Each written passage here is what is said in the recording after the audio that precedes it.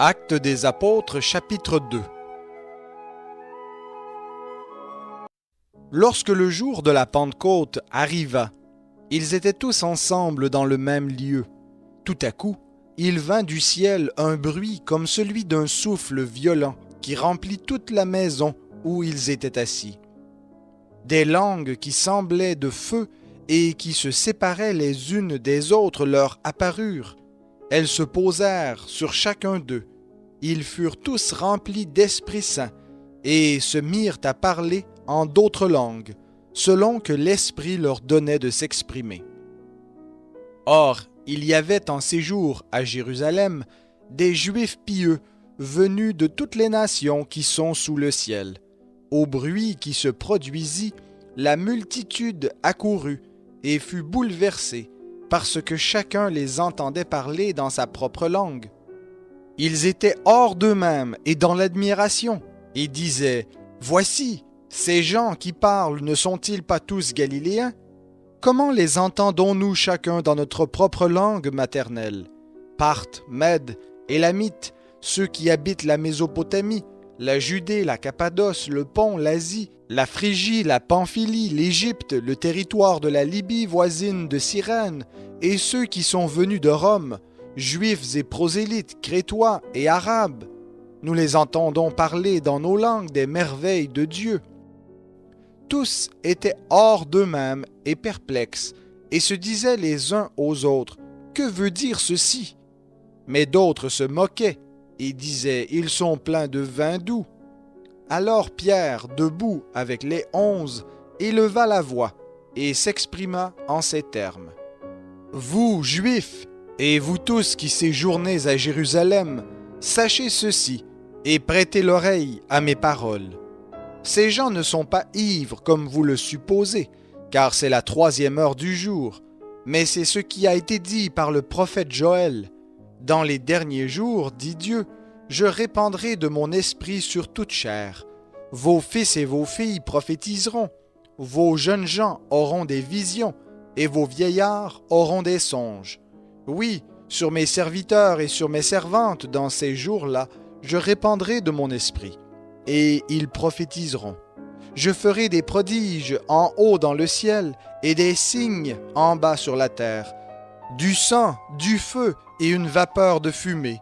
Le soleil se changera en ténèbres et la lune en sang, avant que vienne le jour du Seigneur, ce jour grand et magnifique. Alors quiconque invoquera le nom du Seigneur sera sauvé. Israélites, écoutez ces paroles. Jésus de Nazareth, cet homme approuvé de Dieu devant vous par les miracles, les prodiges et les signes que Dieu a faits par lui au milieu de vous, comme vous le savez vous-même, cet homme, livré selon le dessein arrêté et selon la prescience de Dieu, vous l'avez fait mourir en le clouant à la croix par la main des impies. Dieu l'a ressuscité en le délivrant des liens de la mort parce qu'il n'était pas possible qu'il soit retenu par elle. Car David a dit de lui, « Je voyais constamment le Seigneur devant moi, parce qu'il est à ma droite, afin que je ne sois pas ébranlé. » Voilà pourquoi mon cœur se réjouit et ma langue est dans l'allégresse.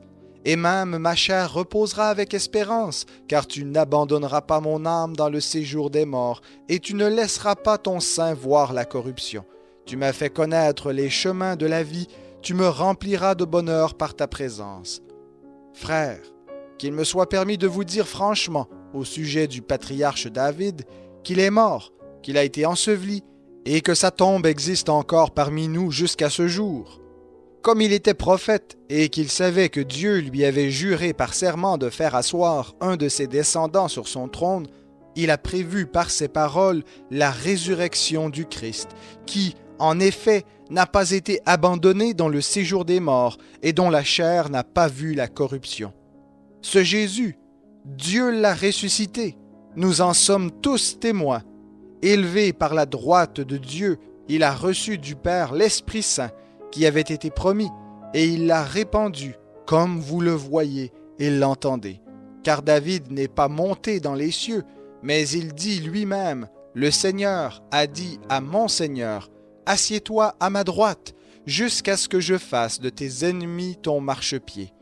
Que toute la maison d'Israël sache donc avec certitude que Dieu a fait Seigneur et Christ ce Jésus que vous avez crucifié. » Après avoir entendu cela, ils eurent le cœur vivement touché, et ils dirent à Pierre et aux autres apôtres, « Frères, que ferons-nous » Pierre leur dit, « Repentez-vous, et que chacun de vous soit baptisé au nom de Jésus-Christ pour le pardon de vos péchés, et vous recevrez le don du Saint-Esprit.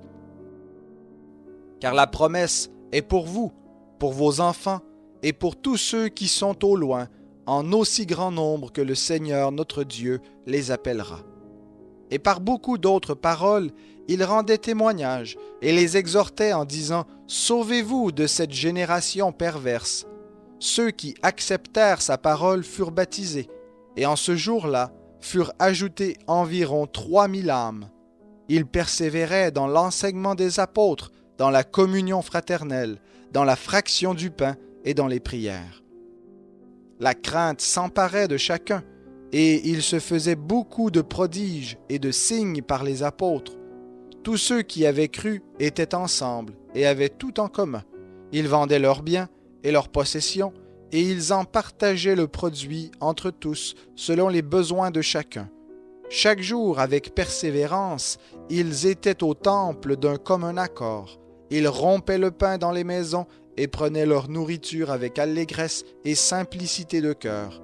Ils louaient Dieu et obtenaient la faveur de tout le peuple, et le Seigneur ajoutait chaque jour à l'Église ceux qui étaient sauvés.